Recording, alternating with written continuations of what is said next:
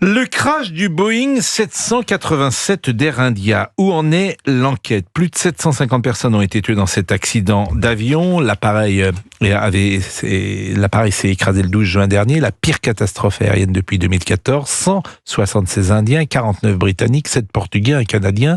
L'appareil s'est écrasé sur une zone habitée. Les enquêteurs ont retrouvé la boîte noire qui enregistre les conversations dans le cockpit et l'enregistreur, des données de vol. Il y a évidemment un survivant qui était au siège 11A. Oui, et ce qui est étonnant, c'est que c'est ce même siège 11A. J'ai vu ça. Je ne sais pas si c'est vrai, parce que parfois il faut vérifier. Peut-être est-ce une fake news, mais il y a eu un accident d'avion célèbre 10 ou 15 ans avant, et c'était une Thaïlandaise qui a survécu à un accident il y a 27 ans. Exactement, avec également siège 11A. Écoutez, moi, si je monte dans un avion, je prends le 11A. En même temps... Ou vous le laissez à votre compagne. Oui, donc je vais prendre le 11B alors. Tiens ma chérie. Bon, non mais en même temps, souvent les uns et les autres qui ont pris un avion en famille se sont souvent fait cette réflexion. Si on meurt, tout le monde meurt ensemble. C'est pas tout le monde meurt ensemble. Et je vais pas dire que c'est... Qu'est-ce qui est le mieux ? C'est de rester le seul vivant alors que toute ta famille est morte, que tu as perdu tes enfants, ta femme, etc., ou de mourir ensemble. Je vous pose la question. Mais il y a des parents qui partent, par exemple, en voyage à deux, qui prennent pas le même avion. Oui, ils sont divorcés. Ça existe. Non, pas du tout. Non, je plaisante pas. Non, mais arrêtez de rigoler, mais c'est vrai. Oui, enfin, c'est le président des États-Unis. C'est rare quand même le président des États-Unis ne voyage pas avec le vice-président, mais c'est rare quand même des couples qui prennent. Oui, ça existe, bien sûr, les poissons volants aussi. Même, hein. Mais c'est pas la. Oui, mais s'il se passe quelque chose, ça évite d'avoir un orphelin, voilà. Tout simplement, oui. Oui, alors chacun part de son côté. Ils se retrouvent, je sais pas, s'ils vont à New York, ils prennent un avion, un vol différent. Chacun part avec un enfant de son côté. Vous n'avez pas compris. S'ils partent par exemple en voyage de noces ou en voyage d'amoureux. Mais non. Mais si le... Bon, bref, j'arrête. Non, mais oui. Par exemple, si un couple part sans l'enfant, il les laisse chez les grands-parents, par exemple, je suis sûre que voilà, pour éviter d'avoir un orphelin, par superstition, ils prennent un vol différent. L'enfant ne vient pas. Non, l'enfant ne vient pas. L'enfant vient pas. Il reste. C'est pour pas qu'il y ait un orphelin. Voilà. Oui, il y a des gens qui pensent comme ça. Moi aussi maintenant. Voilà. Bon, Gérard Felzer nous écoute. Il doit se dire, je ne sais pas où on est tombé dans cette émission parce que ces gens ne sont pas très sérieux. Bonjour, Monsieur Felzer. Oui, bonjour. Ce que je retiens, c'est qu'on va vendre les 11A beaucoup plus cher que les autres sièges. Mais vous avez raison, mais je pense qu'il y a un petit marché pour la pièce 11A. Il y a un petit marché pour cette place. Pris en premier. Bon, vous avez vu, on a vu cet avion. Alors, c'est le pire scénario. Parce que c'est le scénario vraiment catastrophe. Pourquoi ? Parce qu'on a tous une pointe d'anxiété quand l'avion décolle. Et là, pour le coup, les passagers se sont rendus compte de ce qui se passait. Ils se sont rendus compte que le vol ne partait pas, ne décollait pas. Tout le monde se rend compte de ce qui se passe à ce moment-là. Et ça doit être une horreur dans l'avion, Monsieur Felzer. Vous êtes d'accord ? Oui, c'est vrai, c'est 25 secondes qui sont atroces. Et on a le temps de se rendre compte, en effet, qu'il y a quelque chose qui se passe. L'avion a décollé à peu près normalement, et la première réaction des pilotes, c'est on annonce variopositif. Ça veut dire quoi ? Ça veut dire qu'on est vraiment en montée. Et à ce moment-là, on demande à rentrer le train. Or, on l'a jamais rentré, ce train. Alors, est-ce qu'il s'agit d'une panne électrique, hydraulique ? On ne sait pas. Mais en tous les cas, ça le ralentit et ça augmente la probabilité de décrocher. Décrocher, ça veut dire quoi ? Ça veut dire qu'à une certaine vitesse, l'avion, il tient plus dans l'air, Et donc, le train, il est pour quelque chose, plus la température. On a les pires des choses qui se sont passées en même temps, parce qu'un accident, comme toujours, c'est pas une seule raison, c'est une conjonction de plusieurs facteurs. Donc, il y a eu cette température qui dépassait les 40 degrés, il y a eu le train qui ne rentrait pas, ça commence à faire beaucoup, et puis après, on est dans les interrogations. Mais il commence à y avoir urgence, parce que si jamais on détecte une mauvaise conception de l'avion, ce qui me paraîtrait bizarre parce qu'il vole depuis un certain temps et que c'est un très bon avion, eh bien il faut arrêter tous les autres jusqu'à ce qu'on trouve les raisons, comme on avait fait pour le Boeing 737. Il y a un élément que vous donnez que je ne savais pas. Le train d'atterrissage aurait dû rentrer Et moi, je pensais que en voyant, il n'était pas rentré parce qu'il n'était pas l'avion n'était pas encore assez haut. Mais c'est le contraire. Alors, dès qu'on tire sur le manche, pardonnez l'expression, et qu'on prend une pente de montée, on annonce vario positif, le train sur entrée, et le copilote ou le commandant de bord rentre le train. C'est la première chose qu'on fait pour que l'avion freine le moins possible dans l'air. Le train sorti, ça... Donc c'est ce qui expliquerait peut-être, selon vous. Vous pouvez répéter l'expression que j'ai mal compris, qui s'appelle vario?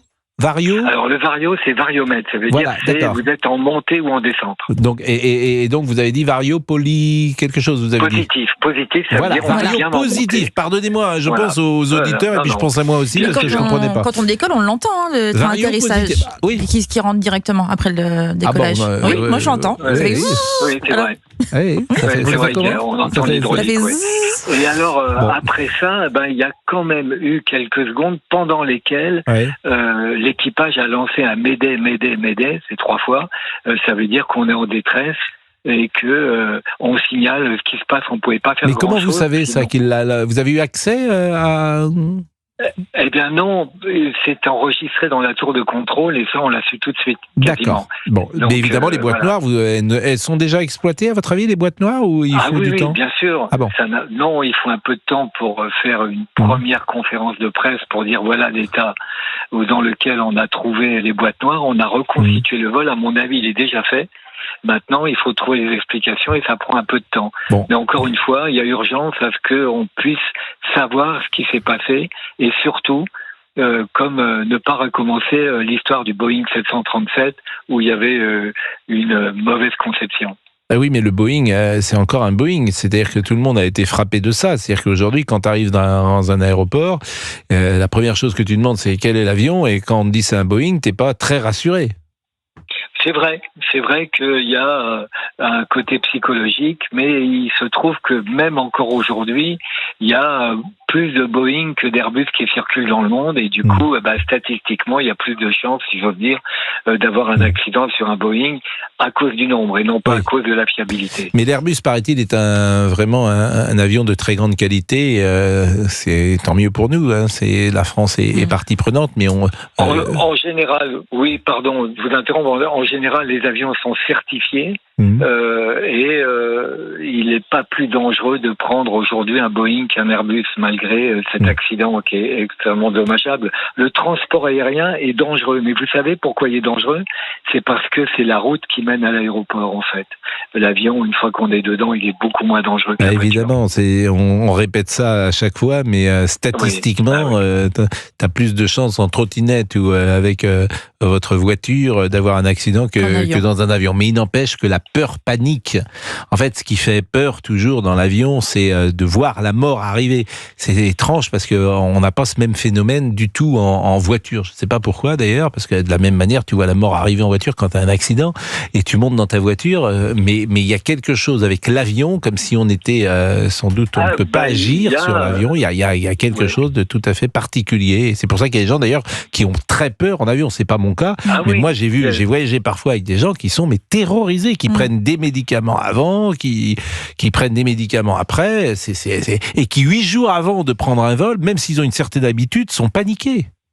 Oui, il y a la claustrophobie, il y a la peur de l'inconnu. Moi, il m'arrivait un retour de New York, j'étais commandant de bord, et il y avait des passagers, il y avait une passagère et un passager. Apparemment, ils se sont connus au troquet du coin, mais ils étaient totalement alcoolisés parce que ils avaient peur de l'avion, tout simplement, et ils se sont retrouvés en croisière à poil, en train de faire des ébats amoureux où les hôtesses leur jetaient des couvertures. C'était assez alors, il se trouve que Géraldine nous a raconté cet épisode qu'elle a vécu. N'importe quoi.